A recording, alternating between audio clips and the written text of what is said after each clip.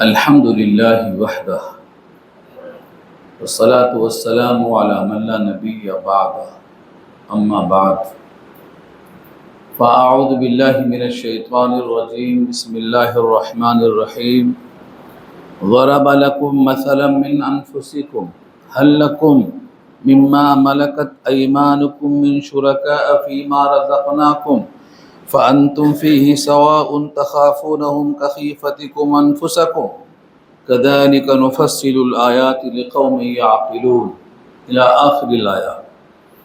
صدق الله العلي العظيم وصدق رسوله النبي الكريم ونحن على ذلك من الشاهدين والشاكرين. اللهم ألهمنا رشدنا وأعذنا من شرور أنفسنا. اللهم وفقنا لما تحب وترضى من القول والفعل والنية. رب اشرح لي صدري ويسر لي امري واحلل عقدة من لساني يفقهوا قولي. آمین یا رب العالمین. محترم حضرات، معزز سامعین، ملی بھائیوں، بزرگوں اور دوستوں، میری ماؤں اور بہنوں، پیارے بچوں، سورہ روم 21واں پارہ، یہاں سے پارے کا 7واں رکوع شروع ہو رہا ہے اور سورت کا 4تھا رکوع ہے. اس رکوع میں 13 آیتیں ہیں. آج کی گفتگو کا عنوان یہی 13 آیتیں ہیں. پہلی آیت میں اللہ نے ایک مثال دی ہے، اور مثال دینے کی وجہ یہ ہے کہ اس کائنات میں سجدہ گاہیں بہت ہیں، حالانکہ وہ سب کے سب مخلوق ہیں اور مخلوق معبود نہیں ہو سکتی، پھر بھی سجدہ گاہیں ہیں اور وہ معبود بنے بیٹھے ہیں. اللہ نے ایک سوال کیا ہے، تمہارا ایک غلام ہے، کیا تم چاہتے ہو کہ وہ غلام تمہارے برابر ہو جائے؟ بس اتنا پوچھا گیا ہے. دنیا میں کوئی بھی مالک نہیں چاہتا کہ میرا غلام میرے برابر ہو جائے، جبکہ دونوں کی جنس ایک ہے، دونوں مخلوق ہیں، دونوں انسان ہیں. فرق یہ ہے کہ اس کے پاس مالک ہونے سے مال ہے، اس کے پاس مال نہیں ہے، بس اتنا فرق ہے. لیکن کوئی مالک اپنے نوکر کو اپنے برابر ہوتا ہوا برداشت نہیں کر سکتا. اللہ نے یہ مثال یہاں دے کے پوچھا ہے، تم اپنے جیسے انسان کو اپنے برابر کرنے کو تیار نہیں ہیں، تو تم مخلوق کو خالق کے برابر کرنے کو کس طرح سے درست سمجھتے؟ یہ یہاں سے مضمون شروع ہو رہا. ضرب لکم، ضربہ کے معنی تو مارنے کے آتے ہیں. میں نے پہلے بھی کہا تھا ضربہ کے معنی مارنے کے آتے ہیں، لیکن جب ضربہ کے ساتھ الارض آ جائے تو زمین پر پاؤں مارنا یعنی سفر کرنا مراد ہوگا. اور اگر ضربہ کے ساتھ مثلاً آ جائے تو مثال دے کے مارنا، جیسے ہمارے پاس کہتے ہیں شال میں لپیٹ کے مارنا بولتے ہیں، شال میں لپیٹ کے مارنا. شال میں تو مار نہیں لگتی ہے، ایک ضرب المثل ہے. ایسے ہی اللہ نے یہاں تمہارے لیے ایک مثال دے کے تمہیں مارا ہے. اگر تم شرک کرتے ہو تو تمہارے واسطے اس میں مار پڑتی ہے. ضرب لکم، تمہارے لیے اللہ نے ایک مثال دی ہے، ایک مضمون بیان کیا ہے. من انفسکم، تمہاری ہی ذات میں سے. انفس نفس کی جمع ہے. ہر متنفس جس میں سانس آتی ہے اور جاتی ہے، اسی تنفس سے یہ نفس والا کہلاتا ہے. تمہاری ہی طرح سے انسان ہے، وہ تمہاری ہی نفس میں سے ہے، تمہاری ذات میں سے. ایک مثال دی ہے اللہ نے. هل لکم مما ملکت ایمانکم من شرکا، کیا تمہارے لیے تمہارے مملوکہ غلاموں میں سے، ملکت ایمانکم ایک محاورہ ہے، عربی کا محاورہ ہے، تمہارے ہاتھ جس کے مالک ہوں، چاہے وہ مملوکہ غلام ہو، باندی ہو یا آدمی ہو، اس کو مملوکہ غلام کہتے ہیں. اب اس غلامی کی بحث یہاں نہیں ہے، بس تمہارا غلام ہے، تمہارے ماتحت. من شرکا، تمہارے شرکا میں سے، چاہے وہ مال میں شریک ہو، کاروبار میں شریک ہو، تمہارے شرکا میں سے ایسا کوئی ہے. فیما رزقناکم، جو تم کو ہم نے رزق دیا ہے، تم کو ہم نے جو رزق دیا ہے. فَأَنْتُمْ فِيهِ سَوَاءٌ، کہ پس تم اس میں برابر ہو. یعنی تمہارا غلام اور تم دونوں اس مال میں برابر ہو۔ اگر مشارکت ہے، دونوں آدمی کا مال لگا ہوا ہے، دونوں محنت کر رہے ہیں، تو پارٹنرشپ ہے، وہ یہاں مراد نہیں ہے، بلکہ تم مالک ہو، تم نے کسی کو نوکر رکھا ہے، اب تمہارا نوکر کیا تمہارے برابر ہو سکتا ہے؟ تم اس کو برداشت کرو گے؟ فَأَنْتُمْ فِيهِ سَوَاءٌ، تم اس میں برابر ہو۔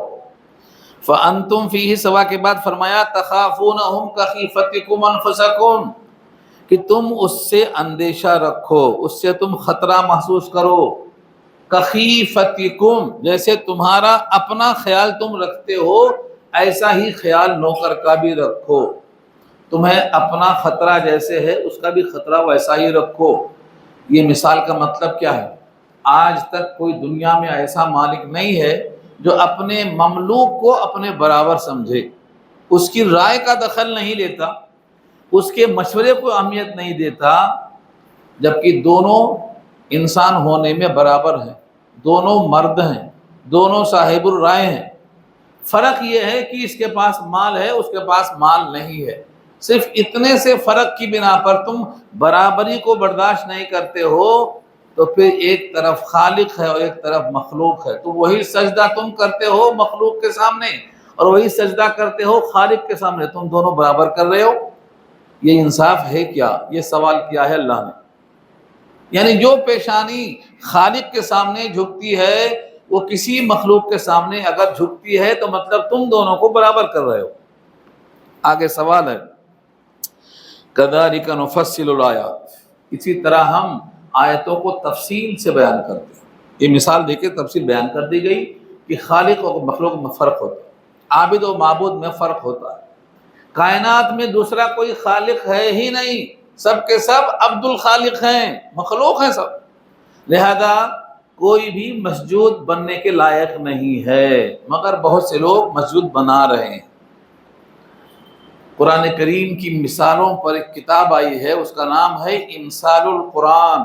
قرآن کی ساری آیتوں کو جمع کر دیا، اس میں جتنی مثالیں قرآن میں ہیں سب جمع کر دی گئی، امثال القرآن، اس میں یہ مثال بھی ملے گی آپ کو۔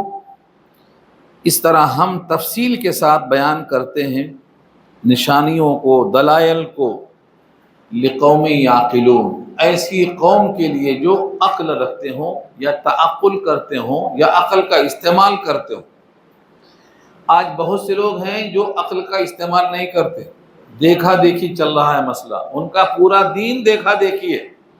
اگر وہ عقل کو استعمال کرتے تو ہرگز ان جگہوں میں سجدہ نہیں کرتے جن کی بے بسی ان کے سامنوں میں ہوتی ہے۔ قرآن نے کہا ہے ام تأمرہم احلامہم بہذا ام ہم قوم طاغون، کیا ان کی عقل حکم دیتی ہے کہ ان کو سجدہ کرو؟ ام تأمرہم احلام، احلام حلم کی جمع ہے۔ اگر عقل مند ہوتا، دانا ہوتا، تو ایک بے حس کو، ایک مجبور کو جو سنتا نہیں، دیکھتا نہیں، بولتا نہیں، چلتا نہیں، جو تمہاری سن ہی نہیں سکتا ہے، تم اس کے سامنے کھڑے ہو کے رو رہے ہو۔ اللہ نے پوچھا ہے کیا ان کی عقل حکم دیتی ہے؟ تو عقل استعمال نہیں کر رہے ہیں، اس واسطے یہاں کہا لقوم یعقلون۔ یہ نشانیاں ان کے لیے ہیں جو تعقل کرتے ہیں، اور جو دوسروں کو دیکھا دیکھی چلتے ہیں، عقل کا استعمال نہیں کرتے ہیں، ان کے واسطے تو نشانیاں ہیں ہی نہیں، گزر جاتے ہیں وہ غافل ہو کر۔ اسی لیے اگلی آیت میں کہا ہے بل مانے بلکہ، حرف استدراک ہے، بل مانے بلکہ، یعنی عقل ہے نہیں ہے، عقل کا استعمال ہے نہیں ہے، وہ چھوڑو، بلکہ بات تو یہ ہے اتبع الذین ظلموا اہواءہم، بلکہ اتباع کیا ہے ان لوگوں نے جنہوں نے ظلم کیا ہے۔ کس کی اتباع کی ہے؟ اہواءہم، اپنے ہوا و ہوش کی۔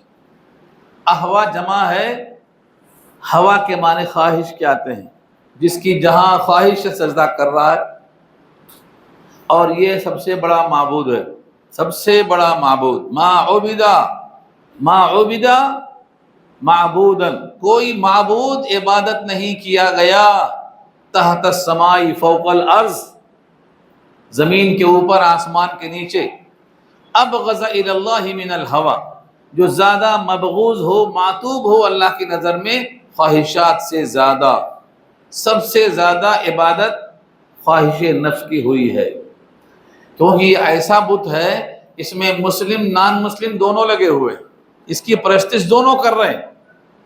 بعض ایسے بت ہیں جن کی پرستش مومن نہیں کرتا، لیکن یہ ایسا بت ہے کہ اس کی پرستش میں سب برابر ہیں، کوئی باقی نہیں۔ سورہ جاسیہ پارہ 25 میں اللہ نے واضح کر دیا ہے، من اتخذ الہہ افرأیت من اتخذ الہہ ہواہ واضلہ اللہ علی علم وختم علی سمعہ وقلبہ وجعل علی بصرہ غشاوہ فمن یہدیہ من بعد اللہ۔ کون ہدایت دے گا اس کو اللہ کے بعد؟ جس نے اپنے خواہش نفس کو معبود بنا لیا ہے۔ اب اس کے پاس کان ہے مگر بیکار ہے، آنکھ ہے مگر بیکار ہے، دل ہے مگر بیکار ہے، کیونکہ وہ سب پردے میں چلے گئے۔ تو انسان کا سب سے بڑا معبود جو زمین پہ ہے وہ اس کی خواہش ہے۔ یہاں اللہ نے کہا ظالموں نے اپنے خواہشوں کی اتباع کی، اور کیسا؟ بغیر علم کے، یعنی ان کو علم نہیں ہے کہ اس کی اتباع میں کیا فائدہ ہے، اس اتباع سے کیا ملے گا، نتیجہ کیا ہوگا، ان کو کوئی علم نہیں، علل ٹپ کر رہے ہیں یہ۔ اور یہ قرآن کریم میں جو شرط ہے بغیر علم کی، ایک کثرت سے آئی ہے، اور جہاں علم ہے پھر بھی مخالفت ہوتی ہے وہ تو اور مضر ہے، اور مضر ہے۔ اگر علم ہے اور پھر بھی مخالفت ہو رہی ہے، یعنی خواہشات کی اتباع ہو رہی ہے، تو پھر یہ اور مضر ہے۔ علامہ اقبال نے اسی کو کہا تھا، تعلیم تیرے جوہر باطن کو کھا گئی، آب حیات تھی کہ تجھے موت آ گئی۔ یعنی علم ہے کہ یہ گمراہی ہے، پھر بھی اس میں لگا ہوا ہے، تو اب اس کا جوہر باطن تو خراب ہو گیا، کام کا نہیں رہ گیا۔ اس لیے اللہ نے کہا ہے کہ یہ لوگ بلا کسی علم کے اپنے خواہشات کی اتباع کر رہے ہیں۔ فمن یہدی من اضل اللہ، یہی جملہ وہاں بھی آیا ہے، فمن یہدیہ من بعد اللہ، یہاں فرمایا فمن یہدی من اضلہ اللہ، جس کو اللہ نے گمراہ کر دیا ہو اسے ہدایت کون دے سکتا ہے؟ ہدایت دینے والا کون ہے؟ ہادی کون ہے؟ انت الہادی یا ہادی، آپ ہی ہادی ہیں۔ اور جہاں اللہ کے نبی کو ہادی کہا گیا ہے وہاں صرف رہنمائی کے لیے ہے، اراء الطریق کی حد تک ہے، ایصال الی المطلوب نہیں ہے وہاں بھی۔ وَأَنَّكَ لَا تَهْدِي إِلَى صِرَاطٍ مُسْتَقِيمٍ إِنَّكَ لَا تَهْدِي مَنْ أَحْبَبْتَ وَلَكِنَّ اللَّهَ يَهْدِي مَن يَشَاءُ، آپ ہدایت نہیں دے سکتے، یعنی ایصال الی المطلوب نہیں ہو سکتا۔ سورہ قصص کی یہ آیت نازل ہوئی تھی حضور کے چچا کے بارے میں، سورہ قصص آیت نمبر 56، انک لا تہدی من احببت، تو یہ ہدایت کی نفی آئی ہے۔ اور جہاں جہاں ہدایت کے اس بات کے اشارے ملتے ہیں وہاں ایصال نہیں ہے بلکہ اراء الطریق، راستہ دکھا سکتے آپ ہادی ہیں۔ ہر ہادی راستہ دکھا سکتا ہے لیکن منزل تک نہیں پہنچا سکتا۔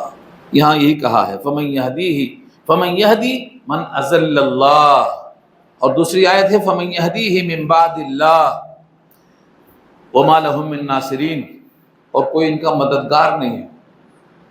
کیوں مددگار نہیں ہے؟ نہ دنیا میں نہ آخرت میں۔ دنیا میں اس لیے مددگار نہیں ہے کہ دل اللہ کے قبضے میں ہے، اور یہ دل پہلے سے زنگ آلود ہو چکا ہے، گمراہی کی وجہ سے بھٹک چکا ہے، اب اس دل کو دھلنے والا کوئی نہیں، تو دنیا میں کوئی ناصر نہیں، اور آخرت میں ایمان کے بغیر جائے گا تو اس کی سفارش کرنے والا کوئی نہیں۔ ولا شفیع یطاع، ایسا کوئی شفیع مل جائے جس کی اطاعت کی جائے، نہیں ملے گا، دستیاب نہیں ہوگا۔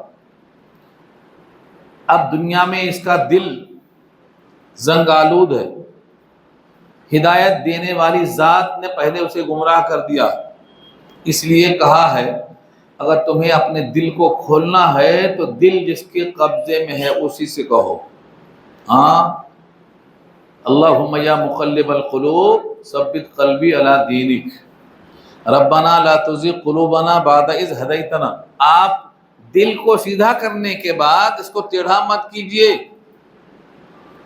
وَزَكِّهَا وَأَنْتَ خَيْرُ مَنْ زَكَّاهَا أَنْتَ وَلِيُّهَا وَمَوْلَاهَا، آپ اس دل کو دھل دیجیے، آپ اس کو صاف کرنے والے ہیں، آپ اس کو بہترین کرنے والے ہیں۔ دل اللہ کے چٹکیوں میں ہے، بس اللہ سے التجا کر سکتے ہیں۔ اگر دنیا میں نصرت چاہیے تب بھی اللہ ہی کی مدد، اور آخرت میں بھی اللہ ہی کی مدد۔ وَمَا لَهُم مِّن نَاصِرِينَ۔ اس ایک آیت کے بعد اگلی آیت میں اللہ فرماتے ہیں فَأَقِمْ وَجْهَكَ، لہذا تم سیدھا رکھو اپنا چہرہ۔ فَأَقِمْ، قائم ہو جاؤ، سیدھے ہو جاؤ، لِلدِّینِ، دین کے لیے، اپنا چہرہ یعنی اپنا رخ، اپنی توجہ، اپنا نصب العین سیدھے دین کی طرف قائم کر لو، یکسو ہو جاؤ۔ فَأَقِمْ وَجْهَكَ لِلدِّینِ حَنِیفًا، اپنا چہرہ، اپنا رخ دین کے لیے قائم کر لو یکسو ہو کر۔ حنیفہ کا ترجمہ ہے یکسو، یعنی ادھر بھی ادھر بھی نہیں، چاروں طرف نہیں۔ حضرت ابراہیم کی صفت میں حنفیت آتی ہے۔ حنیف کے معنی آتے ہیں سارے معبودان باطلہ سے کٹ کر ایک اللہ کی طرف جڑ جانا، یہ ہے حنیف۔ ہمارے پاس لوگ سمجھتے ہیں چلو شاید یہاں بھی کچھ مل جائے، وہاں بھی کچھ مل جائے، ان سے بھی کچھ مل جائے، ان سے بھی کچھ مل جائے، ہر سجدہ کا ہمیں کچھ نہ کچھ ڈھونڈنا چاہ رہے ہیں، اس کی نفی ہے یہاں۔ اپنا رخ دین کے لیے قائم کرو یکسو ہو کر، سب سے کٹ کر۔ فطرت اللہ التي فطر الناس علیہا، اللہ کی اس فطرت پر، اللہ کی اس قابلیت پر، اللہ کی اس صلاحیت پر، التي فطر الناس علیہا، جس پر اللہ نے لوگوں کو پیدا کیا ہے۔ یہ آیت بہت اہم مباحث پر مبنی ہے۔ اللہ کی دی ہوئی صلاحیت مراد ہے اس سے، صلاحیت۔ جب بچہ پیدا ہوتا ہے، چاہے وہ بچہ کافر کا ہو، چاہے وہ بچہ یہودی کا ہو، چاہے وہ بچہ نصرانی کا ہو، چاہے وہ بچہ جاہل کا ہو، ہر بچہ پیدا ہوتا ہے فطرت اسلام پر۔ یہ فطرت یہاں یاد رکھو، فطرت، فطرہ اس کا فعل ماضی ہے، اس سے کیا بنتا ہے؟ فطرت۔ یہ فطرت کون سی ہے؟ فطرت اسلام۔ ہر بچہ پیدا ہوتا ہے اسلام کی فطرت پر۔ کل مولود یولد علی الفطرہ فابواہ یہودانہ او ینصرانہ او یمجسانہ او کما قال علیہ الصلوۃ والسلام۔ ہر بچہ جب پیدا ہوتا ہے پیدائش کے لحاظ سے تو وہ اسلام کی فطرت پہ ہوتا ہے، اور اسی کو اللہ نے کہا ہے دوسری آیتوں میں فَأَلْهَمَهَا فُجُورَهَا وَتَقْوَاهَا، تقوی اور فجور ہم نے دونوں رکھا ہے صلاحیت کے اندر۔ اب اگر اس کے ماں باپ یہودی ہیں تو ماحول یہودی کا دیتے ہیں، یہودی بن جاتا، نصرانیوں کا ماحول ملتا نصرانی بن جاتا، مسلمانوں کا ماحول ملتا ہے اسلام والا بن جاتا۔ پیدا ہوا ہے فطرت اسلام پر۔ اور جن جن حدیثوں میں آیا ہے کہ انسان کی فطرت پیدائشی طور پر خراب ہے وہ صحیح نہیں ہے۔ اس آیت کے ذیل میں کئی واقعات ہیں۔ مثال کے طور پر حضرت خضر علیہ السلام، ان کے ساتھ موسیٰ علیہ السلام ہیں، ایک بچے کو قتل کر دیا۔ بچے کو قتل کر دیا تو کیا وجہ بتائی؟ اس کی وجہ کیا بتائی؟ کہ یہ بچہ بڑا ہو کر باغی ہوگا اور ماں باپ کے کفر کا سبب بنے گا۔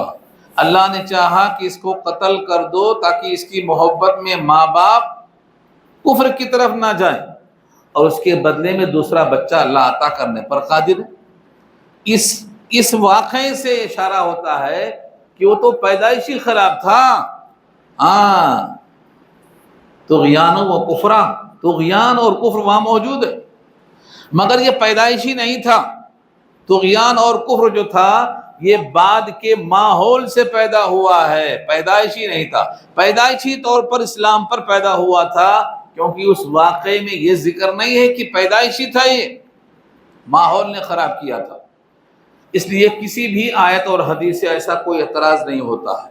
اسی واسطے بعض شارحین کہتے ہیں اگر بچہ مر جائے اور مشرک کا ہے تو کہاں جائے گا؟ وہ جنت میں جائے گا، نہیں تو تم جہنم میں کیوں بھیجتے ہو اس کو؟ کیونکہ وہ تو پیدا ہوا اسلام پر۔ اور خراب کریں گے ماں باپ، اس کو موقع ملا نہیں ابھی، اس لیے وہاں خاموشی بہتر ہے۔ اللہ عالم بما کانوا عاملین، اللہ بہتر جانتا ہے کہ یہ بڑے ہو کر کیا کرنے والے تھے، ہم فیصلہ نہیں کر سکتے، چپ ہونے کا حکم دیا گیا اسی واسطے۔ تو انسان کی جو فطرت ہے جس پر اللہ نے پیدا کیا ہے، وہ فطرت کون سی ہے؟ فطرت اسلام ہے۔ اگر کسی بچے کو یوں ہی چھوڑ دیا جائے جنگل میں، کوئی انسان نہ ملے، تو وہ اپنے پیدائش کے لحاظ سے اسلام پر ہی رہے گا، اسلام پر باقی رہے گا۔ اسی سے معلوم ہوتا ہے اگر کسی تک تبلیغ نہیں پہنچی، جنگل میں ہے، تو فطرت کے لحاظ سے اس کا مسلم ہونا، موحد ہونا لازم ہے، کیونکہ اللہ نے اس کو پیدا کیا اسی پر۔ دیکھیں جملہ کتنا پیارا ہے، فطرت اللہ، اللہ کی فطرت، اللہ کی دی ہوئی قابلیت، وہ صلاحیت، التی فطر الناس علیہا، جس پر اللہ تعالیٰ نے انسانوں کو پیدا کیا ہے۔ چاہے انسان کتنا ہی سرکش ہو، لیکن وہ پیدائشی سرکش نہیں ہے، وہ بعد میں ہوا ہے۔ چاہے ابو لہب ہو، ابو جہل ہو، فرعون ہو، جتنے بھی آپ نام لیں گے، وہ پیدائشی طور پر خراب نہیں ہے، ان کو خراب ماحول نے خراب کر دیا ہے۔ اسی سے معلوم ہوتا ہے کہ اپنے بچوں کو اگر آپ ماحول اچھا نہیں دیں گے تو آپ مجرم ہوں گے، اچھی کتابیں نہیں پڑھائیں گے تو آپ مجرم ہوں گے، اچھی محفلوں میں نہیں لائیں گے تو آپ مجرم ہوں گے۔ بچے کو جو ماحول ملے گا اسی رنگ میں وہ ڈھل جائے گا، اس لیے بچوں کو اچھی صحبت دینا۔ اسی صحبت پر قرآن نے کہا ہے، یا ایھا الذین آمنوا اتقوا اللہ وکونوا مع الصادقین، ایمان والو اللہ سے ڈرو، سچوں کے ساتھ رہو۔ اور سچا وہی ہے جس کی زبان بھی سچی ہو، کردار بھی سچا ہو، اور جس کی فکر بھی سچی ہو، اس کے ساتھ رہنے کا حکم دیا گیا ہے، کونوا مع الصادقین۔ آگے جملہ ہے، لا تبدیل لخلق اللہ، تبدیل نہیں کر سکتا ہے کوئی اللہ کی تخلیق کو، اللہ کی پیدا کی ہوئی چیز کو کوئی تبدیل نہیں کر سکتا۔ اس کا مطلب یہ ہے پیدائشی طور پر جو صلاحیت ہے اسے کوئی تبدیل نہیں کر سکتا، لیکن بڑا ہونے کے بعد ماحول خراب کر کے اس کو بگاڑ دینا، یہ تخلیق میں تبدیلی نہیں ہے، بلکہ ماحول نے اس کو بگاڑا ہے، ماحول نے اس کو بگاڑ دیا ہے، تخلیق میں کوئی کمی نہیں ہے۔ اسی لیے اللہ نے کہا فمن شاء فلیؤمن ومن شاء فلیکفر، دونوں اختیار ہے اس کو، دونوں ہم نے اس کو دے رکھا ہے، تو صلاحیتیں دونوں ہیں، اب ماحول جیسا ملے گا ویسا وہ ڈھل جائے گا۔ لا تبدیل لخلق اللہ، اللہ کی تخلیق میں تبدیلی کرنے والا کوئی نہیں ہے۔ ذالک الدین القیم، یہی دین قیم ہے، سیدھا دین یہی ہے۔ لوگ اسلام کو دین قیم کیوں کہتے ہیں؟ ہر چیز اس میں فطرت کے مطابق ہے، جس کا ذکر ابھی آیا نا، فطرت کے مطابق ہے، فطرت کے خلاف نہیں ہے اسلام۔ جیسا اللہ نے طبیعت کو پیدا کیا ہے، اس کے احکامات بھی ویسے ہی پیدا کیے ہیں۔ اگر کوئی سلیم الفطرت ہے تو گندی چیزوں کو نہیں کھائے گا، گندی چیزوں کو نہیں دیکھے گا، کسی کا حرام مال نہیں کھائے گا، کسی کو تکلیف نہیں دے گا، اگر فطرت خراب نہیں ہوئی ہے تو، بلکہ اس کی طبیعت شریعت کے مطابق بنے گی، اس کی طبیعت شریعت کے مطابق بنے گی۔ ہاں اگر اس نے بگاڑ دیا ہے اپنے آپ کو ماحول کی وجہ سے، بری صحبت کی وجہ سے، ورنہ یہ دین قیم ہے، ہر انسان وہی چاہتا ہے۔ ایک بزرگ نے اپنے مرید سے پوچھا کچھ تبدیلی ملی؟ کہا حضرت تبدیلی تو کچھ نہیں ہے، جیسا تھا ویسے ہی ہوں، بس یہ ہے ایک فرق محسوس کر رہا ہوں کہ شریعت طبیعت بن گئی ہے۔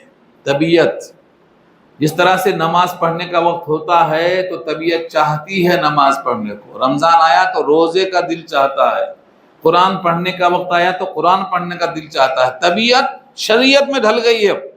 فرمائی یہ تبدیلی ہے صحبت کے اثر سے، یہی تبدیلی مطلوب ہے یہاں پر۔ تو بندہ اگر صحیح صحبت میں رہے گا تو اس کو دین قیم خود حاصل ہوگا۔ آپ کسی نمازی سے کہو تم آج نماز چھوڑ دو، وہ راضی نہیں ہوگا۔ آج تم روزہ چھوڑ دو، وہ راضی نہیں ہوگا۔ آج تم جھوٹ بول دو، وہ راضی نہیں ہوگا۔ کیوں؟ اس کی طبیعت شریعت کے لحاظ سے ڈھل چکی. یہ دین قیم ہے.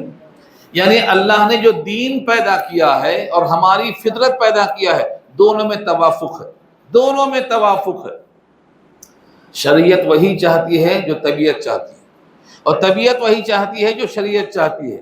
یہ توافق ہے، یہ ہے ذالک الدین القیم.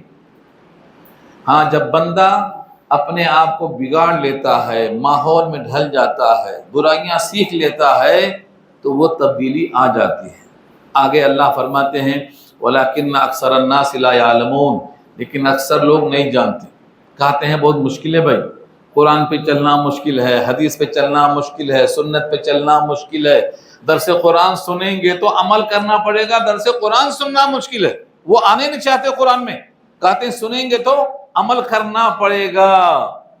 وہ یہ نہیں جانتے ہیں کہ طبیعت وہی چاہتی ہے جو شریعت کا حکم ہے. آپ کا روزہ آپ کے جسم کو صحیح کر دیتا ہے، آپ کا حلال کھانا حرام سے بچنا آپ کی جنت کو صحیح کر دیتا ہے، جہنم سے بچا لیتا ہے آپ کو. تو آپ کے لیے شریعت کا جتنا حکم ہے وہ آپ کو سنوارنے کے لیے ہے، لیکن اکثر لوگ یہ بات کو نہیں جانتے. وَلَكِنَّ أَكْثَرَ النَّاسِ لَا يَعْلَمُونَ. اب سوال یہ ہے، دین حق پر چلنے کے لیے، دین قیم پر چلنے کے لیے یکسوئی کے ساتھ کیا کرنا ہے؟ سب سے پہلا فرض نماز ہے. منیبین الیہ واتقوا واقیموا الصلاۃ. منیبین کے معنی رجوع ہونا. منیب جمع ہے، منیبین جمع ہے. منیب کیا ہے؟ واحد ہے. منیب کا مادہ انابت ہے. انابت کے معنی اللہ سے رجوع ہونا. ان ابراہیم لحلیم اواہ منیب. ابراہیم تو آہ آہ کرتے تھے، انابت تھی، رجوع اللہ تھا. کبھی بھی کوئی مسئلہ پیچیدہ ہوا تو اللہ سے رجوع ہوتے تھے. اس کو منیبین کہتے ہیں. یعنی بندہ اگر دین قیم پر قائم رہنا چاہتا ہے تو اس کے واسطے سب سے آسان نسخہ یہ ہے منیبین الیہ، رجوع ہو جائے اللہ سے. مشکل آ گئی، اللہ سے رجوع ہو جائے. یہ مشکل کیسے حل ہوگی؟ جب بندے پر مشکل آئے تو کس سے رجوع ہونا؟ اللہ سے. یہ ہے منیبین الیہ. بندے کے لیے یہ صفت جلدی نہیں آتی. پہلے مسلم بنتا ہے، پھر مومن بنتا ہے، پھر متقی بنتا ہے، پھر محسن بنتا ہے، پھر منیب بنتا ہے، پھر اواہ بنتا ہے. یہ درجے ہیں دھیرے دھیرے. لیکن جب تک اللہ سے رجوع نہیں ہوگا تب تک اس کے واسطے راستہ نہیں کھلے گا. والذین جاہدوا فینا لنہدینہم سبلنا.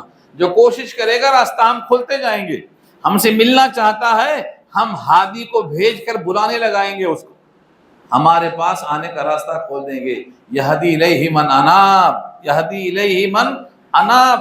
جو منیب ہوگا اس کا راستہ ہم کھولیں گے، سینہ کھول دیں گے، راستہ کھول دیں گے، اس کے واسطے رکاوٹیں دور کر دیں گے. تو پہلی شرط ہے منیبین الیہ، رجوع ہونا ہے خدا کی طرف. نمبر 2 واتقوا، اس سے ڈرنا بھی ہے. ڈرنے کا مطلب نہیں کہ وہ سانپ ہے بچھو ہے، بلکہ ڈرنے کا مطلب یہ ہے کہ جس سے وہ راضی نہیں ہوتا وہ کام مت کرنا، اور جس سے وہ راضی ہوتا ہے وہی کام کرنا. جہاں جانے سے خوش ہوتا ہے وہاں جانا، اور جہاں نہیں جانے سے خوش ہوتا وہاں نہیں جانا. آج کل ہمارے پاس لوگ دعوت نہیں چھوڑتے، چاہے کچھ بھی چھوڑ دو، دعوت نہیں چھوڑتے، کیونکہ کھانا اچھا ہوتا بنانے والا خفا ہو جائے گا. ہاں، اس میں چاہے جتنا خلاف شریعت کام ہو، بے پردگی ہو، کیمرہ چل رہا ہو، عورتوں کی فوٹو لے رہے ہوں، کچھ بھی ہو جائے دعوت نہیں چھوڑے گا. دعوت سنت ہے، دعوت سنت ہے، لیکن اس دعوت کو سنت کہتے ہیں جس میں سنت کا جنازہ نہ نکالا گیا ہو. یہ سنت کیسے ہو سکتی ہے؟ یہاں تو جانے والے کی نماز بھی جاتی، کیمرے میں فوٹو بھی آ جاتی، فضول خرچی کے کھانے پڑتے اس کے لیے، ہزاروں قسم کی خرابیاں اس کے اندر، مگر دعوت نہیں چھوڑے گا. دعوت سنت ہے. دعوت سنت کب ہے؟ جب سنت کے مطابق ہو. سنت کے مطابق ہو تو وہ دعوت سنت ہے. اور جہاں گناہ ہی گناہ ہو رہا ہو وہ سنت نہیں ہے، جنازہ نکلتا ہے وہاں سنت کا. تو یہاں واتقوا کا مطلب ہے اللہ سے ڈرو. اس سے رجوع ہو رہے ہیں، اس کی نافرمانی بھی کر رہے ہیں نہیں، اس سے رجوع ہو رہے ہیں تو اس سے ناراض ہوتا ہے، اس سے آپ کو بچنا ہے. منیبین الیہ واتقوا. وَأَقِيمُوا الصَّلَاةَ، اور نماز قائم کرو۔ نماز قائم کرنے سے انابت بھی ہوگی، تقویٰ بھی ہوگا۔ اللہ نے کہا ہے نماز قائم کرنے کا ایک مقصد ہے، اقیم الصلاۃ لذکری، نماز قائم کرو میری یاد کے لیے۔ اور جب بندہ مجھے یاد کرتا ہے تو اسی کا نام انابت ہے۔ اب میں تجھے یاد کروں گا، فاذکرونی اذکرکم، تم مجھے یاد کرو گے میں تمہیں یاد کروں گا۔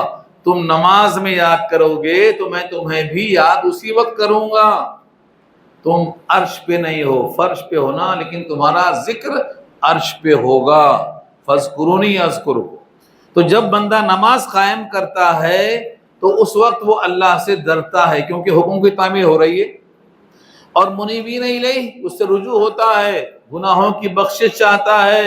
اللہم انی ظلمت نفسی ظلما کثیرا، یہ کیا ہے؟ یہ انابت ہے، رجوع ہے اللہ کی طرف۔ اور تیسری چیز اللہ نے کہا ہے وَلَا تَكُونُوا مِنَ الْمُشْرِكِينَ، شرک کرنے والوں میں سے مت ہو جاؤ، مشرکوں میں سے مت ہو جاؤ۔ ایک بندہ اگر نماز پڑھتا ہے تو اس سے کہا جائے کہ تم شرک والوں میں سے مت ہو جاؤ، کیا مطلب ہے؟ سمجھ میں آ رہا ہے کچھ؟ کیا مسلمان جو نماز پڑھنے والا ہے وہ شرک کر سکتا ہے؟ کہ اللہ نے کیوں کہا وَلَا تَكُونُوا مِنَ الْمُشْرِكِينَ؟ سورہ یوسف 13واں پارہ، وہاں اللہ نے خبر دی ہے وَمَا يُؤْمِنُ أَكْثَرُهُمْ بِاللَّهِ إِلَّا وَهُمْ مُشْرِكُونَ، ان میں سے اکثر لوگ جو اللہ پر ایمان لاتے ہیں وہ اس حال میں ایمان لاتے ہیں کہ شرک بھی کرتے ہیں۔ خبر دی ہے اللہ، وَمَا يُؤْمِنُ أَكْثَرُهُمْ بِاللَّهِ إِلَّا وَهُمْ مُشْرِكُونَ، خبر دی ہے اللہ نے۔ معلوم ہو رہا ہے کہ نماز پڑھنے والا بھی شرک میں مبتلا ہو جاتا ہے۔ وہ کون سا شرک ہے؟ کھلم کھلا نہیں ہے، مگر اس کو پتہ نہیں چلتا ہے، خفیہ شرک ہو جاتا ہے۔ کیا شرک ہوتا ہے؟ کیسے شرک ہوتا ہے؟ نماز میں ایسی حرکتیں کرتا ہے جو شرک کا موجب بن جاتی ہے، اس کو پتہ بھی نہیں چلتا ہے، مگر لوگ اعتراض کر دیتے، خالی اعتراض کر دیتے۔ ہمارے اکابر کی ایک کتاب ہے عبارات اکابر، عبارات اکابر۔ نماز میں کس کا خیال آنا چاہیے؟ صرف اللہ کا، کسی مخلوق کا نہیں، رسول کا بھی نہیں، پیغمبر کا بھی نہیں۔ آپ کہتے ہیں کیا ہو جائے گا؟ بھائی عبادت کا وقت ہے، عبادت کے اندر اگر مخلوق کا ذکر آ جائے گا تو عبادت میں شرکت ہو جائے گی نا، اشتباہ ہو جائے گا، اور اللہ کو یہ پسند نہیں ہے۔ اللہ چاہتے ہیں عبادت کے وقت معبود کا ذکر آئے، اس لیے کہا اقیم الصلاۃ لذکری، نماز قائم کرو میری یاد کے لیے، میرے غیر کی یاد نہیں آنا وہاں۔ ہاں جو جملے وہاں ہوتے ہیں جیسے السلام علیکم ایھا النبی، یہ ہم نبی سے مخاطب نہیں ہوتے ہیں، کیونکہ نبی کے وصال کے بعد بخاری کی روایت ہے ہم السلام علی النبی کہنے لگے، السلام علیکہ ایھا النبی نہیں کہنے لگے، السلام علی النبی۔ یہ لمبی بحث ہے، خلاصہ اس کا یہ ہے کہ اصل میں جو معراج میں مکالمہ ہوا تھا اس مکالمے کو ہم دہرا رہے ہیں تشہد میں، ہم مکالمہ نہیں ہو رہا یہاں، مکالمہ تو ہو چکا، التحیات للہ والصلوات والطیبات یہ حضور نے پیش کیا تھا، السلام علیکہ ایھا النبی اللہ نے پیش کیا تھا، تو یہ مکالمہ اللہ کے درمیان تھا، رسول کے درمیان تھا۔ اب مکالمہ نہیں ہو رہا ہے، مکالمہ ہو چکا، ہم اس کو دہرا رہے ہیں، اس لیے تاکہ ہماری نماز بھی معراج ہو جائے۔ الصلاۃ معراج المومنین، معراج بنتی ہے یہ تذکرے سے بنتی ہے، تذکرے سے بنتی ہے۔ تو یہاں سب سے بڑی بات یہ ہے کہ آپ نماز میں کسی مخلوق کا ذکر بحیثیت معبود کے نہ آنے پائے، ورنہ شرک ہو جائے گا پیدا۔ یہ عبارت کہی گئی عبارات اکابر میں، لوگوں کو ہضم نہیں ہوئی کیونکہ لوگ سمجھے نہیں اس چیز کو۔ عبادت کے وقت میں صرف معبود کا ذکر آئے، کسی بھی مخلوق کا ذکر نہ آئے، کسی حیثیت سے ذکر نہ آئے، یہ توحید ہے، اور یہ لوگوں کو ہضم نہیں ہوئی تو اعتراض کر بیٹھے۔ ہاں آپ اس کتاب کو پڑھیے، عبارات اکابر پڑھیے۔ وَلَا تَكُونُوا مِنَ الْمُشْرِكِينَ کا مطلب نہ شرک جلی ہو نہ شرک خفی ہو، جو سر جھکا اللہ کے سامنے وہ سر کہیں اور نہ جھکے، جو خیال آتا ہے اللہ کے سامنے حاضری کے وقت میں وہ خیال کسی اور کے پاس نہ جائے۔ ایک صحابی حضور کے پاس کھڑے ہوئے، ہاتھ باندھ کر کھڑے ہوئے، سفیر تھے، رداد سفر پیش کرنے لگے۔ حضور نے کہا لا تقم عندی کما تقوم عند اللہ فی الصلاۃ، حول حالک، اپنی حالت چینج کرو، میرے سامنے ایسا مت کھڑے ہو جیسا نماز میں اللہ کے سامنے کھڑے ہوتے ہو۔ حضور کو پسند نہیں آیا یہ، حول حالک، اپنی حالت چینج کرو، یعنی وہ قیام جو اللہ کے لیے خاص ہے وہ نبی کے پاس نہیں ہو سکتا ہے، یہ نبی نے منع کر دیا ہے۔ حول حالک لا تقم عندی کما تقوم عند اللہ فی الصلاۃ۔ لوگ نماز میں تھوڑا جھک کے کھڑے ہوتے ہیں، یہ ادب نہیں ہے، یہ نافرمانی ہے۔ نماز کے قیام میں جھکنا منع ہے، سیدھا کھڑا ہونا ہے۔ بہت سے لوگ کان کے لیے ہاتھ اٹھاتے ہیں، کان کو پکڑنا نہیں ہے، کان کی لو کو چھونا بھی نہیں ہے، ٹچ کرنا ضروری نہیں ہے، اس کے محاذات میں ہاتھ کو لانا ہے، کان کی لو تک اپنے انگوٹھے کو لانا ہے، پکڑنا نہیں ہے، چھونا نہیں ہے اس کو۔ اب لوگ سیکھتے نہ سکھاتے، چلاتے رہتے دیکھے دکھائی۔ نماز کی کتابیں پڑھنا، کریکشن کرنا، غلطیوں کو بتانا، مذاکرات کرانا۔ ہمارے پاس جو لوگ جاتے ہیں وہ بیٹھتے ہیں، ایک دوسرے کی سنتے ہیں، غلطیوں کی تصحیح کراتے ہیں۔ اللہ نے کہا ہے تمہاری نماز ایسی ہونا چاہیے کہ اس میں شرک کا شائبہ نہ ہونا۔ نماز قائم کرو اور مشرکوں میں سے مت ہو جاؤ۔ ایک اور مطلب ہے اس کا، بہت سے عمل ایسے ہیں جو مشرک نہیں کر سکتا، تم وہ کام مت کرو جو مشرک کر سکتا ہے۔ وہ کیا ہے؟ نماز چھوڑ دیا، نماز چھوڑ دیا تو یہ عمل مشرکانہ ہے، کیونکہ نماز مشرک نہیں پڑھ سکتا، تم پڑھ سکتے ہو، وہ چھوڑ سکتا ہے، تم بھی چھوڑ بیٹھے، تو تم میں اس میں کیا فرق رہا؟ اس لیے فرمایا مومن اور کافر کے درمیان صرف نماز کا فرق ہے، صرف۔ اگر نماز پڑھتا ہے تو یہ مومن ہے، کفر سے نہیں ملے گا، اور اگر یہ نماز چھوڑ دے گا تو کفر سے ایمان مل جائے گا، ایسا مل جائے گا یہ۔ اس لیے نماز چھوڑ کر کافروں میں، مشرکوں میں شامل مت ہو۔ آج دنیا یہی چاہتی ہے کہ ان کی نماز گاہیں چھین لو، ان کی نماز گاہیں سیکھ لو، نمازیں پڑھنے کی جگہیں کھینچ لو، اور نماز جہاں سیکھتے ہیں نا وہ مدرسے بھی کھینچ لو۔ نہ مدرسہ رہے گا، نہ نماز کوئی سکھائے گا، نہ مسجدیں ہوں گی، نماز کوئی پڑھائے گا۔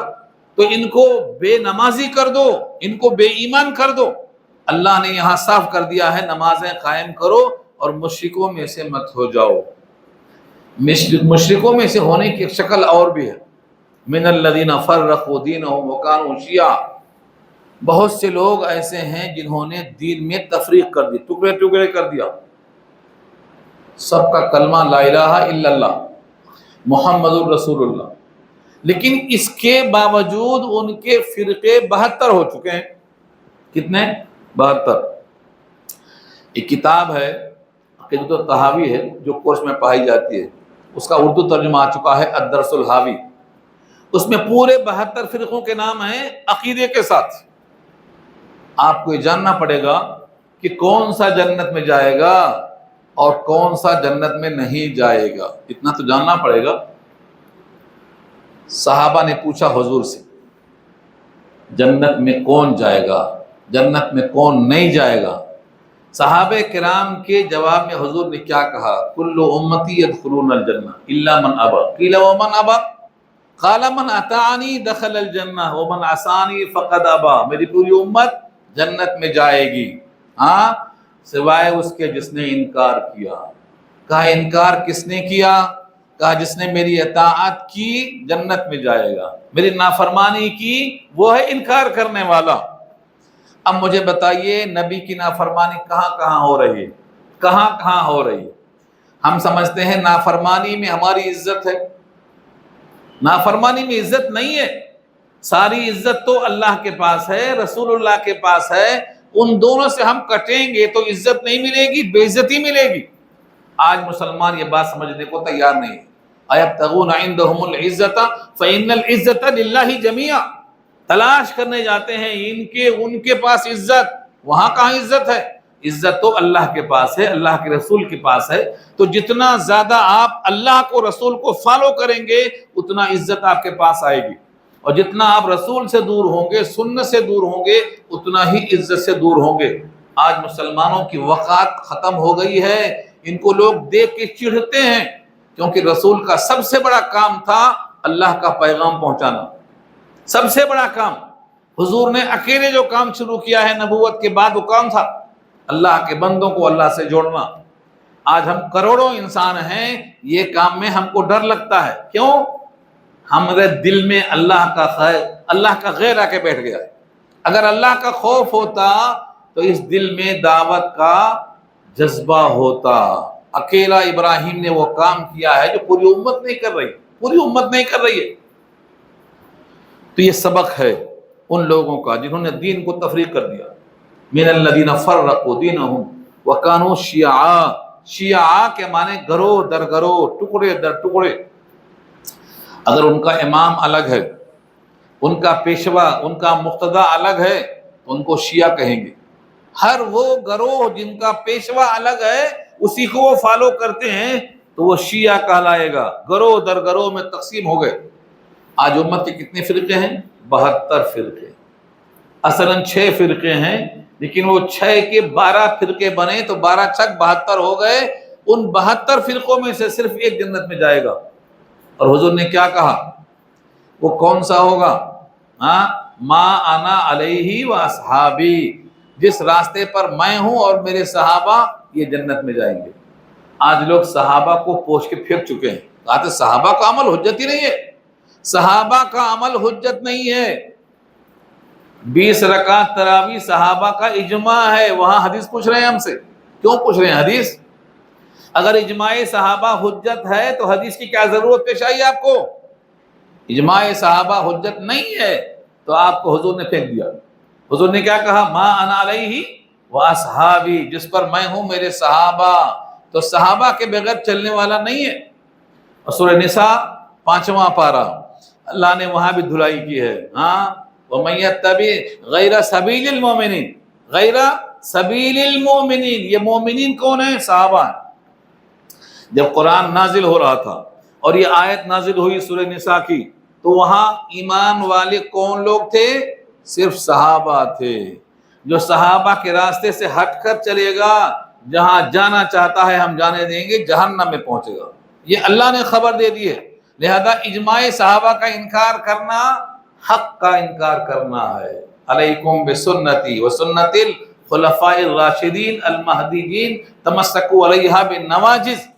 تو خلفاء راشدین کا جو اجماع ہے نا، اس کو بھی لوگ نہیں مان رہے ہیں، وہاں بھی حدیث ڈھونڈ رہے ہیں۔ حدیثیں ڈھونڈنے کی ضرورت وہاں نہیں ہے، کیونکہ وہاں صحابہ جو کام کر رہے ہیں سب کے سب اکٹھا ہو کے، وہ خود ایک دلیل ہے دلیل شرعیہ میں سے۔ 4 دلیل شرعیہ ہیں، اس میں ایک اجماع صحابہ بھی ہے۔ تو یہاں فرمایا کہ ان لوگوں نے جنہوں نے دین میں تفریق پیدا کر دی اور گروہ میں تقسیم ہو گئے۔ اور مزے کی بات کیا ہے؟ کل حزب بما لدیہم فرحون، ہر گروہ جو کچھ اس کے پاس ہے اس پر ناگاں ہے، فرحون، خوش ہے۔ کوئی نہیں کہتا ہم باطل راستے پہ ہیں۔ اب 72 سے مل کے پوچھ لو، ہم ہی صحیح ہیں، بولتا ہم ہی صحیح ہیں۔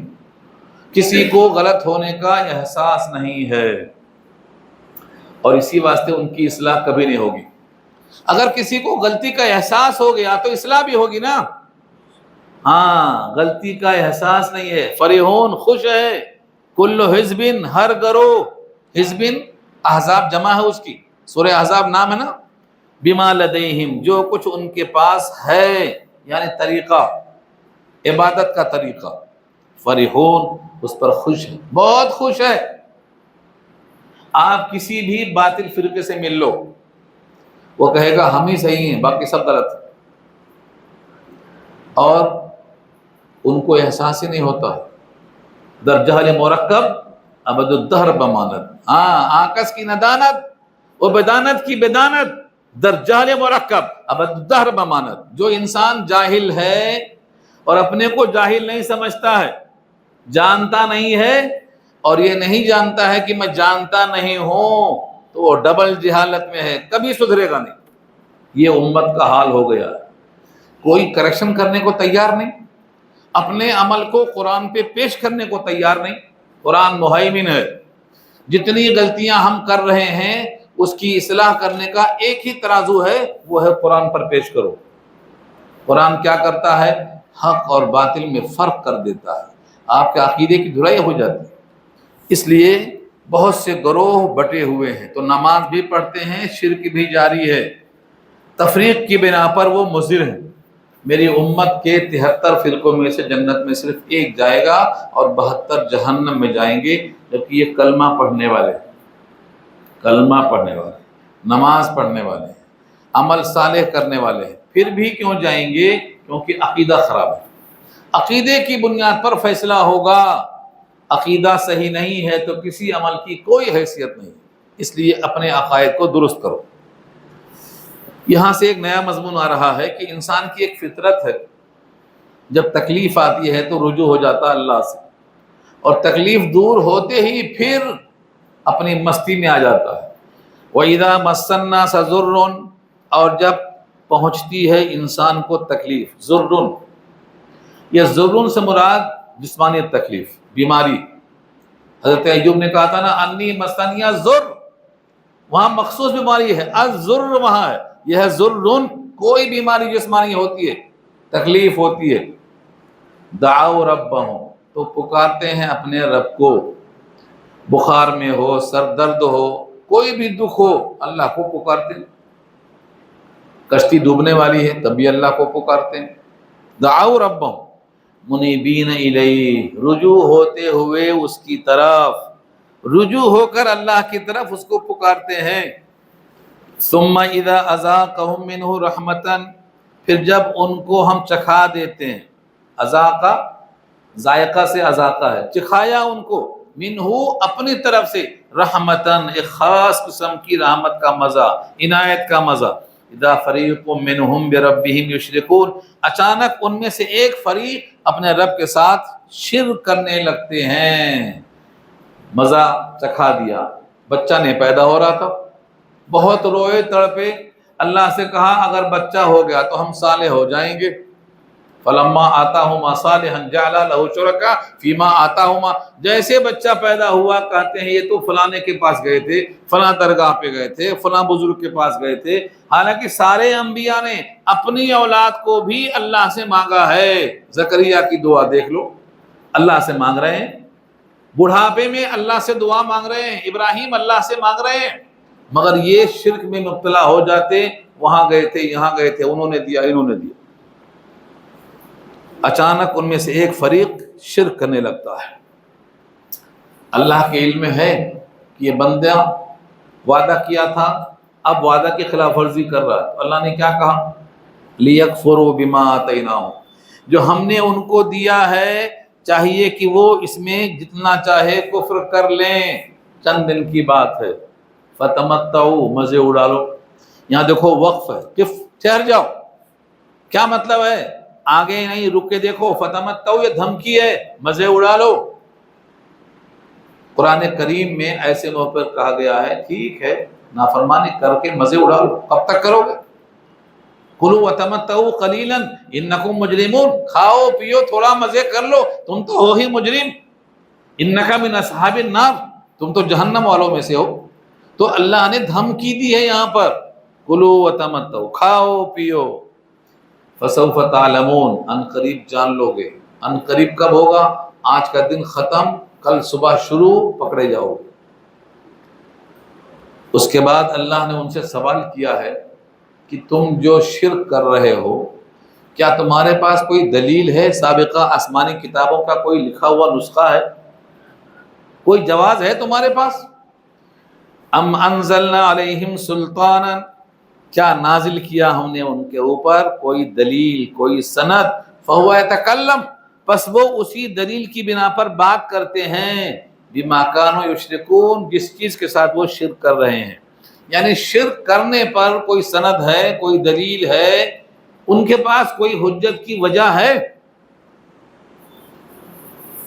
وَإِذَا أَذَقْنَا النَّاسَ رَحْمَةً، اور جب ہم چکھاتے ہیں لوگوں کو رحمت، رحمت کی شکلیں الگ ہیں، بچہ پیدا ہوا، نوکری مل گئی، خوشحالی آ گئی، بارش ہو گئی، نہ جانے تمنا پوری ہو گئی، رحمتن کی شکلیں الگ الگ ہیں۔ بارش نہیں ہو رہی تو پریشان ہیں لوگ، بارش آ گئی، رحمت ہے یہ۔ بشرم بین یدی رحمتی، رحمت سے پہلے ٹھنڈی ہوا جو آتی ہے اس کو بشرا کہا ہے اللہ نے، اور پانی کو رحمت کہا ہے۔ تو اگر رحمت ہم ان کو چکھا دیتے ہیں فرحوا بہا، تو اس سے خوش ہو جاتے ہیں اور کہتے ہیں ہم اس کے حقدار تھے، ہماری صلاحیت ہے، ہماری محنت ہے، ہماری قابلیت ہے۔ قارون نے یہ تو کہا تھا، قال الذی عندہ، جس کے پاس اللہ نے مال دیا تو کہتا تھا انما اوتیتہ علی علم عندی، یہ میری صلاحیت ہے، میری صلاحیت ہے۔ حالانکہ اللہ نے ہر بندے کو پیدا کیا، اسی نے صلاحیت دیا، کسی کی صلاحیت ذاتی نہیں ہے، سب اللہ کی عطائی ہے۔ گھمنڈ سے کام چلنے والا نہیں ہے، ہم نہ تھے نہ ہمارا تقاضا تھا، ہماری خوبیاں اللہ کی عطائی ہیں۔ وَإِذَا أَذَقْنَا النَّاسَ رَحْمَةً، جب ہم چکھاتے ہیں لوگوں کو رحمت، فَرِحُوا بِهَا، اس سے خوش ہوتے ہیں۔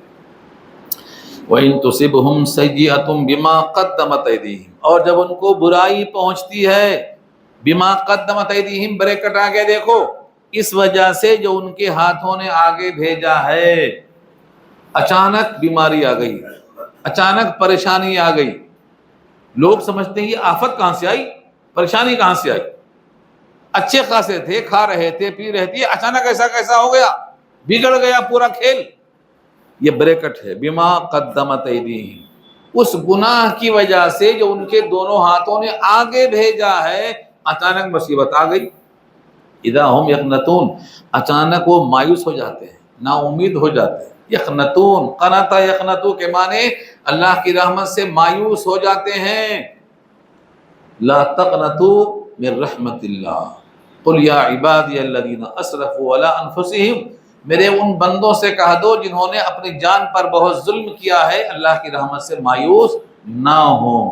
تو بندے کو مایوس ہونا نہیں ہے، اپنے گناہوں کی وجہ سے مصیبت آ گئی ہے تو استغفار کر کے دھونا ہے اس کو، مایوس نہیں ہونا، استغفار کرنا۔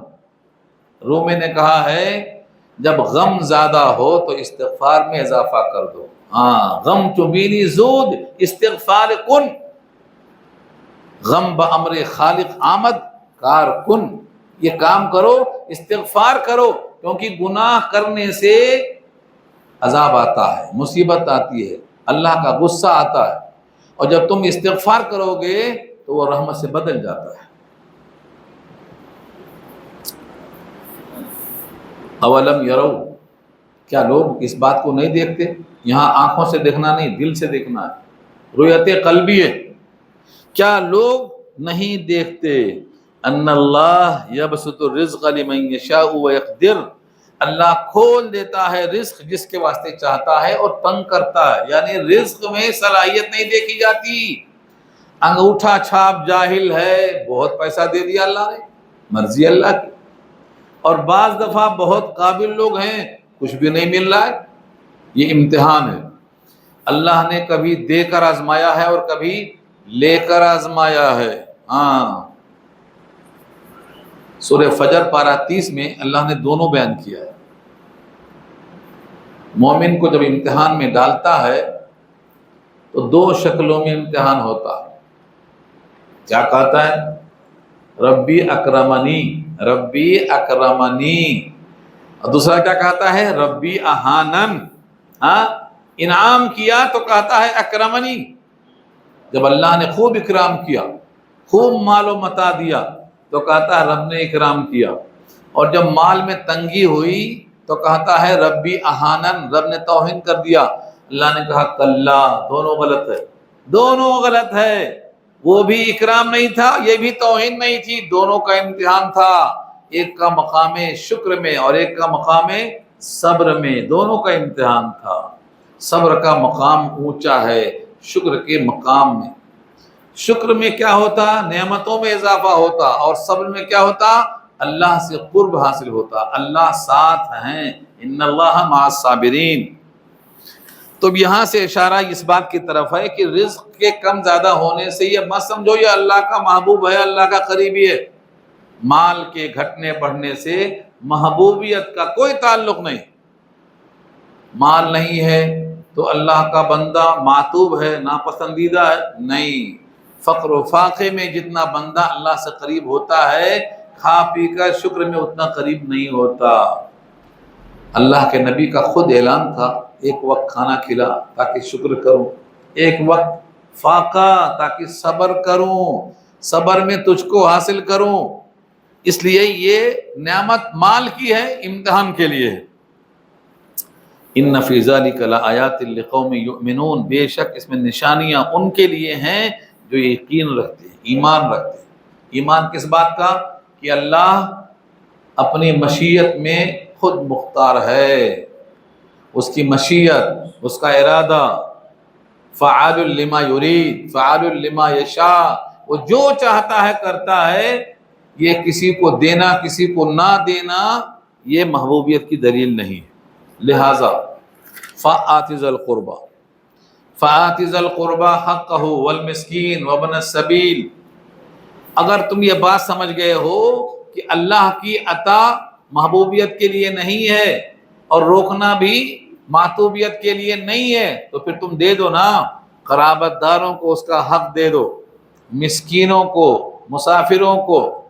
ذالک خیر، یہ بہتر ہے، للذین یریدون وجہ اللہ، ان تمام کے لیے جو اللہ کی رضا چاہتے ہیں، وَأُولَئِكَ هُمُ الْمُفْلِحُونَ، اور وہی کامیاب ہونے والے ہیں۔ جو حقوق ہیں، قرابت دار تو آپ جانتے ہیں، مسکین محتاج بھی آپ جانتے ہیں، جو بندہ ان کو دے گا یہ اللہ کی رضا کو پا لے گا اور یہ آخرت میں کامیاب ہو جائیں گے۔ اس کے برخلاف ہمارے پاس لوگ کہاں لگاتے ہیں پیسہ؟ سود پہ لگاتے ہیں۔ کیا ہے؟ 200 ہے نا 300 ہو جائے گا، 400 ہے نا 500 ہو جائے گا۔ سوجن کو صحت سمجھ رہے ہیں، سوجن کا نام صحت نہیں ہے۔ بدن پھول گیا تو تندرست ہو گیا نہیں ہے، سود والا پیسہ سوجن ہے، بیماری ہے۔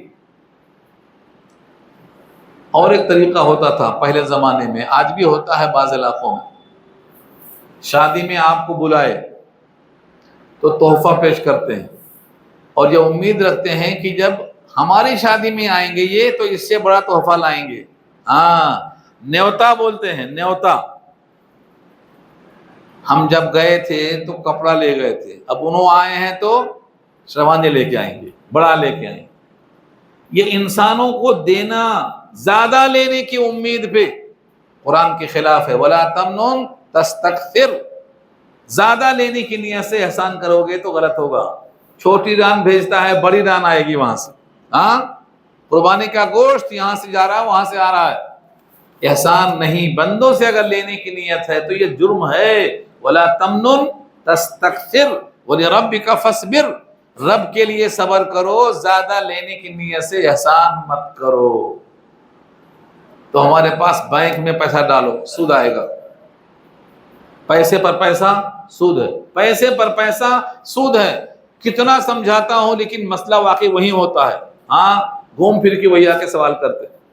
سود نظر آتا ہے کہ بڑھ رہا لیکن وہ بڑھتا نہیں ہے، بدن میں سوجن آ گئی ہے، سوجن ہے، ورم ہے۔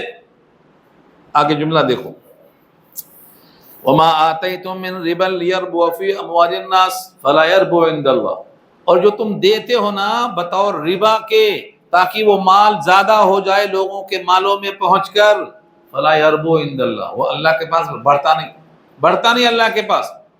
وَمَا آتَيْتُم مِّن زَكَاةٍ تُرِيدُونَ وَجْهَ اللَّهِ، اور جو تم دیتے ہو بطور زکوٰۃ کے اللہ کی رضا کو چاہتے ہوئے، فَأُولَٰئِكَ هُمُ الْمُضْعِفُونَ، تو اللہ تو کئی گنا کر دیتا اس کو۔ کئی گنا کا مطلب 700 گنا۔ یہ مثال اللہ نے خود دی ہے، گیہوں کا ایک دانہ زمین میں گیا، اس سے 7 بالیاں پیدا ہوئیں، ہر بالی میں 100 دانے ہیں، کتنے ہو گئے؟ ایک کو 700 ہو گیا۔ یہ اللہ بڑھاتا ہے، تمہارے کھیت میں جو بھی تم لگاتے ہو بڑھاتا، تمہارے رزق میں اللہ اضافہ کرتا، لیکن جو تم لوگوں سے لینا چاہتے ہو یہ بطور ربا کے ہے، یہ اللہ کے پاس نہیں بڑھتا۔ اللہ کے نبی نے اس کو رد کر دیا ہے۔ آخری حج جو آپ کا تھا، آپ نے کہا آج کے بعد دنیا میں سود میں نے پاؤں تلے رونت دیا ہے، اور میرا خاندان کا جو سود فلاں کے ذمہ تھا میں نے معاف کر دیا ہے۔ اب کوئی سود اگر لے گا تو وہ نبی نے جس کو روندا ہے یہ زندہ کرے گا. نبی کا دشمن ہوگا یہ، اور نبی ہی کا نہیں اللہ کا بھی دشمن ہوگا. اللہ نے کہا ہے فَإِن لَمْ تَفْعَلُوا فَأْذَنُوا بِحَرْبٍ مِّنَ اللَّهِ وَرَسُولِهِ، اگر تم باز نہیں آتے ہو تو اللہ سے جنگ کرنے کو تیار ہو جاؤ. حرب من اللہ، اللہ سے جنگ کون کرے گا؟ تو اس لیے سود کی چکر میں مت جاؤ، نہ گھر نہ دکان نہ مکان، سوکھی روٹی کھا کے گزارا کر لو. ان کے بولنے سے بڑے بڑے مکان کی فکر میں مت جاؤ، جھوپڑی میں گزارا کر لو، لیکن بڑے مکان میں سود کی طرف سے مت جاؤ، کیونکہ سودی کاروبار میں برکت نہیں ہے، محاق آتا ہے. اس کو یمحق اللہ الربا ویربی الصدقات، صدقات کو اللہ بڑھاتا ہے اور ربا کو اللہ مٹاتا ہے. جو چیز کو اللہ مٹاتا ہے تم اس میں انوالو ہو رہے ہیں، شریک ہو رہے ہیں. قرآن کریم کو سمجھ کر پڑھنے کی ضرورت ہے. آگے ایک آیت بچتی ہے، ٹائم ختم ہو رہا ہے، میں پوری کر دیتا ہوں. اللہ تعالیٰ کی قدرت ہے، وہ کئی گناہ کرنے والا. کئی گناہ پہ کیا ترتیب؟ تم چھوٹے تھے، تم تھے ہی نہیں، تم کو پیدا کیا، پھر تم کو موت دے گا، پھر تم کو زندہ کرے گا. یہ سب کیا ہے؟ اس کی قدرت کی دلیل ہے. تم تھے کیا؟ آج آپ کی عمر 100 سال ہے، 100 سال پہلے آپ کیا تھے؟ لم یکن شیئا مذکورا، تھے ہی نہیں، تذکرے نہیں تھا کوئی. تو اس آیت میں فرماتے ہیں اللہ الذی خلقکم، تم کو اللہ نے پیدا کیا، ثم رزقکم، تم کو رزق بھی دیا، ثم یمیتکم، تم کو موت دے گا، ثم یحییکم، تم کو پھر حیات دے گا. هل من شرکائکم من یفعل من ذلکم من شیء، کیا تمہارے شرکا میں سے کوئی ایسا کر سکتا ہے؟ تمہاری جتنی سجدہ گاہیں ہیں بتا دو کسی میں یہ طاقت ہے؟ کائنات میں پوچھ کے تھک جائیں گے، سب منڈی ہلائیں گے، ایسی طاقت نہیں ہے. وہ تو سن نہیں سکتے، بول نہیں سکتے، دیکھ نہیں سکتے، ہماری بات کو سننے پر قادر نہیں، سمجھنے پر قادر نہیں ہے. وَلَوْ سَمِعُوا مَا اسْتَجَابَ لَكُمْ، اگر سن بھی لیا تو جواب دینے پر قادر نہیں ہے. پورے سجدہ گاہوں کی یہی حالت ہے. سبحانہ، پاک ہے اللہ، وتعالی، اور بلند ہے، اما یشرکون، ان تمام چیزوں سے جو وہ شریک کرتے ہیں. آج کا رکوع 13 آیتوں پر مشتمل تھا. الحمدللہ پورا ہو گیا، بات بھی پوری ہو گئی اور وقت بھی بالکل مکمل ہو گیا. کوئی سوال کرنا